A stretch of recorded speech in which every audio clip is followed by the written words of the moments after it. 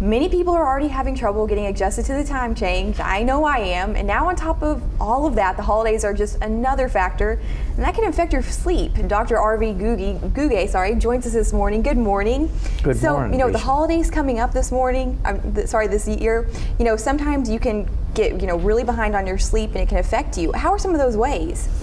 Well, most people who travel during the holidays, they have this hectic excitement and all this schedule that they put in place, and sometimes they drive and get up very early in the morning to drive, or drive very late at night. Children are excited to see their cousins or grandparents, and so that does cause problems with being able to relax and go to sleep.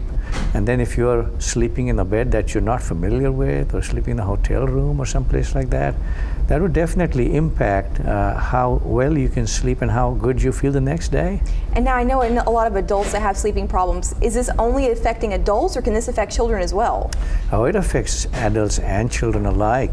Children usually during the holidays would want to stay up late. They want to get on their electronic devices and be on their iPhones and do their text messaging till late at night, and then of course they want to wake up late in the morning because they don't have to get up to go to school.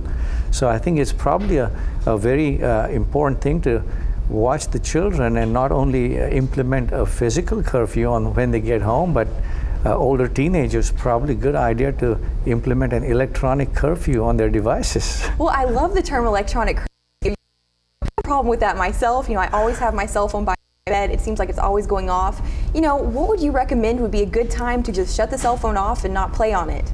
Perhaps at least 2 or 3 hours before your habitual bedtime would be a good time to shut down all brightly lit screens, because you get this blue-white frequency that goes through the LCD screens into your eyes and shuts down your melatonin production. And that can postpone or delay sleep onset. Well, what are some of the signs of having sleeping problems during this holiday season? Are there any signs you should really look out for? Certainly. If you're on a long drive and you have started at 4 in the morning, please remember that most of the single vehicular accidents occur around 4 and 5 in the morning, because that's the highest level of sleepiness at that time. Mm-hmm. So I try to avoid that time to drive. Same thing with late night driving. Most people who drive to their families for the holidays need to drive during the day hours.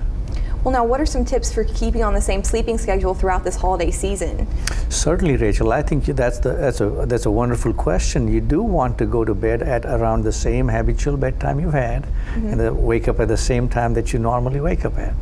Well, where can we find out more information? Say we do think that we do have a sleeping problem. Where can we find that at? Well, for the general population, they can go to www.sleeptyler.com, our website. Our patients can now use the patient portal as well. Wow, well, thank you so much for stopping by this morning. Some very useful information. Thank you, Rachel. Happy holidays. You too. Well,